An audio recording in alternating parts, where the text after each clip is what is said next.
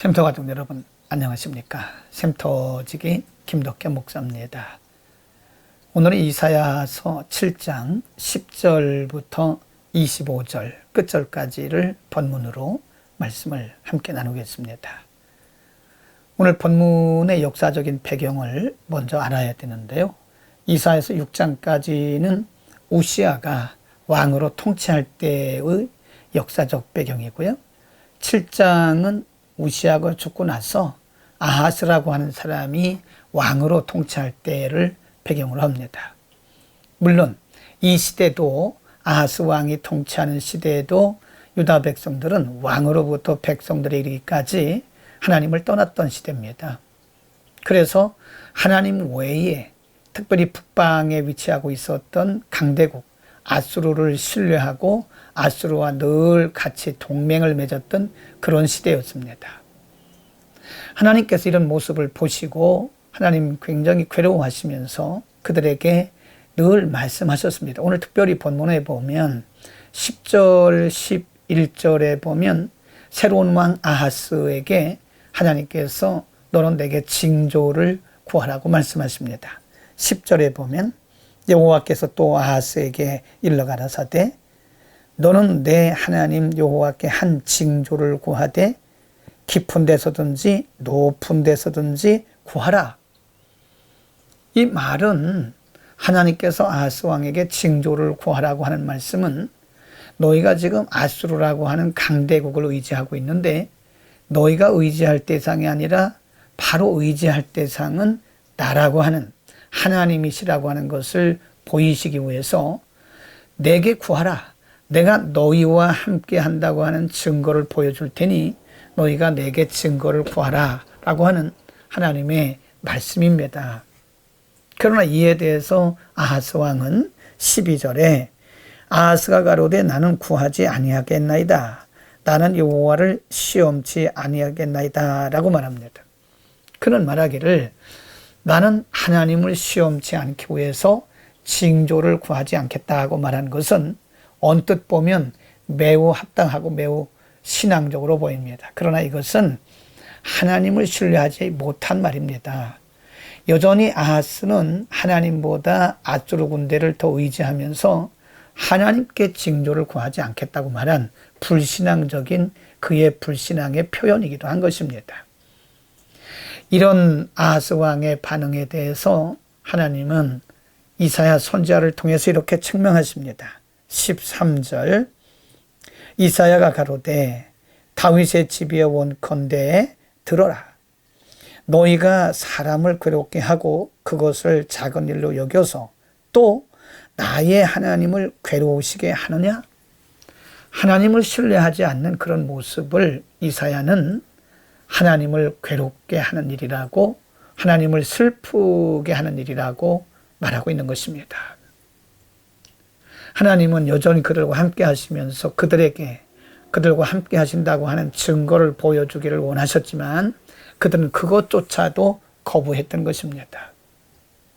그래서 오늘 본문 18절 이하에 보면 하나님께서 이렇게 이들에게 경고하고 있습니다. 18절 말씀에 그날에는 여호와께서 애굽 하수에서 먼 지경의 파리와 아수르 땅의 벌을 부르실 것이다.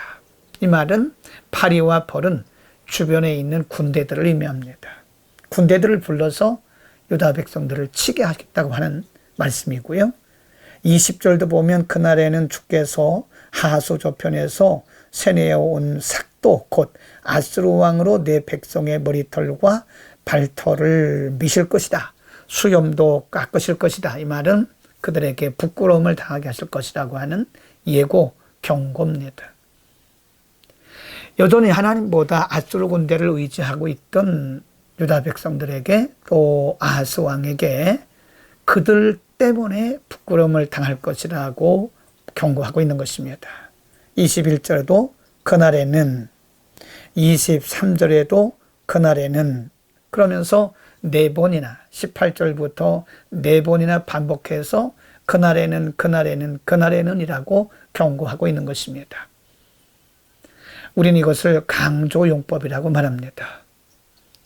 유다 백성들은 설마 하나님께서 그들에게 진노하실 것인가? 설마 하나님께서 그들에게 벌을 주실 것인가? 라고 그들은 설마라고 생각했던 것입니다. 그러면서 여전히 하나님을 신뢰하지 않고 아수르 군대를 의지했던 것이죠. 그래서 하나님이 이들에게 강조해서 반복적으로 그날이 온다라고 하는 것입니다. 하나님을 신뢰하지 않고 아수르를 의지했던 그들에게 하나님께서 얼마나 그들에게 심하게 다룰 것인가? 하나님을 신뢰하지 않는 불신앙에 대해서 하나님이 어떻게 그들을 벌 주실 것인가에 대해서 하나님은 분명하고도 확실하게 4번이나 반복해서 말씀하고 있는 것입니다. 인간이 하나님을 신뢰하지 않고 하나님 외에 다른 것들을 신뢰하고 살아가는 것은 그것이 곧 우상 숭배와 같은 것이고요. 하나님은 그러한 모습들을 매우 싫어하십니다. 우리를 지으시고 우리를 구원하시고 우리의 주인 되신 하나님을 떠나서 우리가 다른 것들을 하나님처럼 섬기면 하나님은 그것을 매우 싫어하시고 우리가 의지하는 것들을 하나님께서 모두 파괴하시는 것입니다.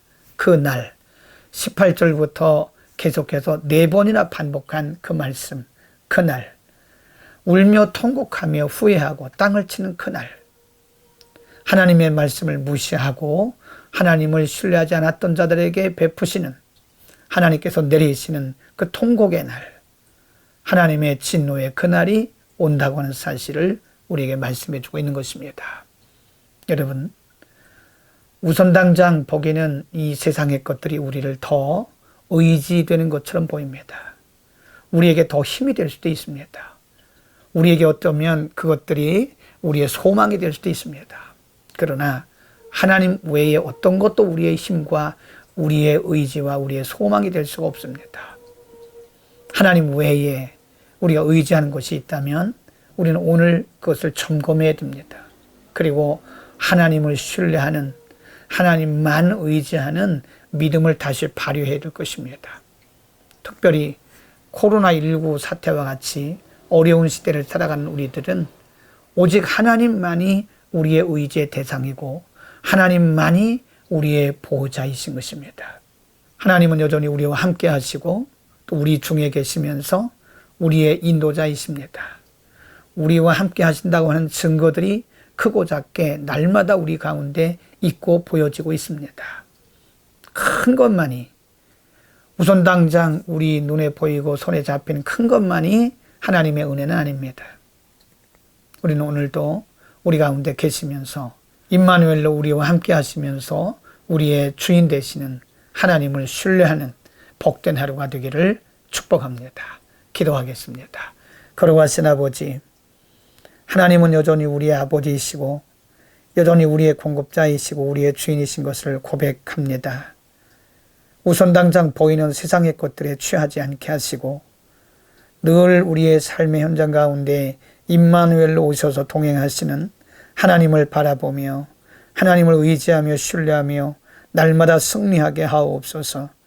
하나님보다 더 의지하는 것들 우리 가운데 자리 잡지 못하도록 우리의 시선을 오직 주께만 두게 하옵소서. 예수 그리스도의 이름으로 기도드립니다. 아멘.